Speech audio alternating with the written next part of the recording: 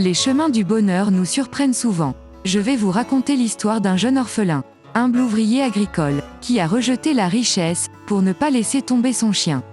Et cela a conduit au succès. L'histoire raconte qu'à l'époque de la ruée vers l'or, un jeune cow-boy nommé Jefferson Dreamer était tombé amoureux de la fille du banquier. En simple ouvrier agricole, il n'a pas osé l'approcher. La fille ne savait rien de lui.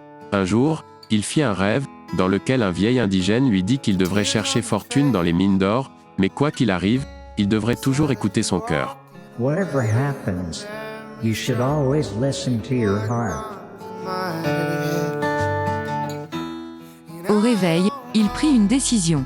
Avec les maigres économies qu'il avait, il acheta des outils, et avec son cheval et son chien Jack de lui, il partit à la recherche de son rêve exactement comme sa vision l'avait indiqué. L'or semblait proche, mais quelque chose de mauvais allait arriver. Dans cet éloignement et cette solitude, Jack, son fidèle compagnon, était faible et sa vie était en danger à cause d'une mauvaise alimentation.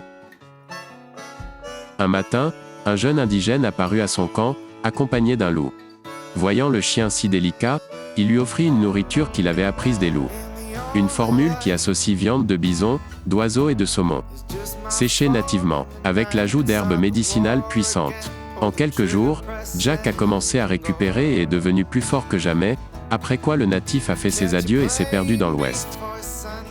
Le danger de mort de Jack étant écarté, le cow-boy décida que cela ne valait pas la peine de risquer la santé de son grand compagnon, juste pour une poignée d'or. Et ainsi, plus pauvre qu'avant, il retourna d'où il venait. Mais il était heureux, car Jack semblait avoir rajeuni. Lorsque Jefferson est revenu à son emploi précédent, Mary, la fille du banquier, a entendu parler de la noble histoire de Jeff et en parlait dans tous les cercles. Les éleveurs ont remarqué la vitalité de Jack et voulaient connaître le secret pour l'appliquer à leur chien de travail.